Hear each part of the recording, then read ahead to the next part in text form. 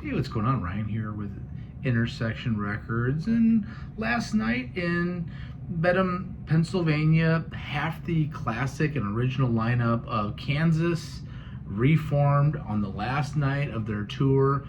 A tour that's seen them do 118 shows. This tour was meant to be a 50-show tour celebrating the 50th anniversary. They call it another Fork in the Road 50th anniversary tour. Meant to only be 50 shows, but it kept getting extended, lasting a couple years, doing 118 shows.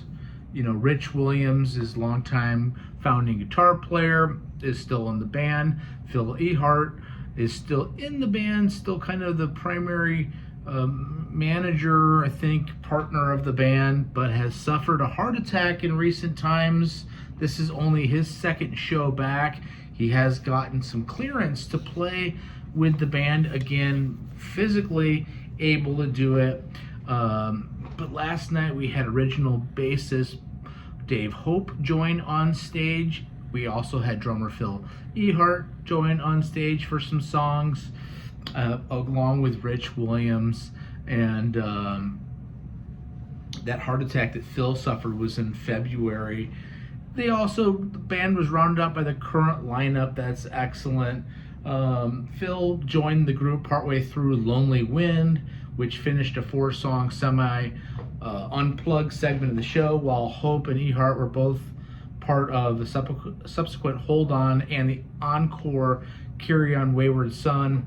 Fellow co-founder Kerry Livgren had intended to be at the show but elected to stay home after his wife suffered a broken collarbone. Their daughter, Kate, played viola on Dust in the Wind, which is cool. Current violinist Joe Denizon soloed on a white instrument owned by late violinist and singer and lead singer Robbie Steinhardt. So Joe Denizon, their current, the Jimi Hendrix of violin, as he's been called. He had replaced Ragsdale about a year ago now on violin. Used one of Robbie Steinhardt's violins, which is cool. Robbie's widow and daughter were both in attendance at the show also. Unfortunately, we lost Robbie a year or so ago again, as we lose our heroes.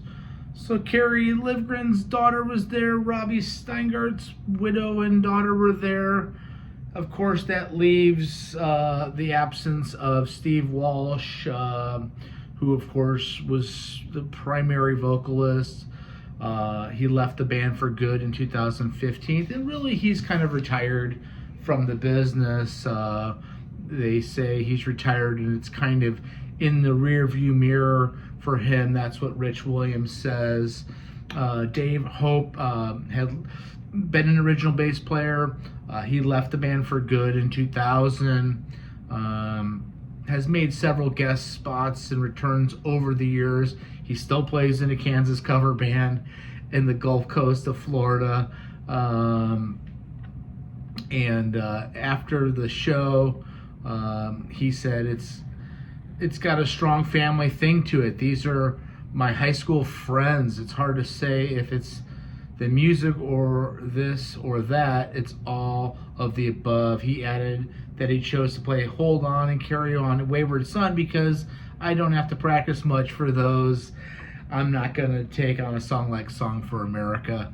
Again, meanwhile, Phil Ehart has been improving from his heart attack from February. He's been cleared by his cardiologist on Wednesday to play this special show. Coming here tonight, seeing the band and getting up and playing. That's what I'm supposed to do. That is my life. It's 50 years of drumming, and I'm happy to be here. Kansas is one of my favorite bands of all time. I've seen them many times over the years, and it's been a long time since I've seen them. I have not seen them with their new vocalist and really the new revamped lineup. I would love to. I keep missing it, and again, It sounds like they have tour dates in January. Hopefully Phil Ehart can still play. Hopefully there's more reunions with Dave. You know, this show is done in Pennsylvania. That's a stronghold for the band, the Pittsburgh area.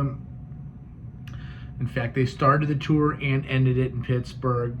I wish another 50 years for the great American rock and progressive rock band Kansas, and best wishes to Steve Walsh and Kerry Livgren and everybody in that band, and of course Rich Williams and Phil, who are still carrying on the tradition. Check out my channel. We do shows every day. Peace out. See ya.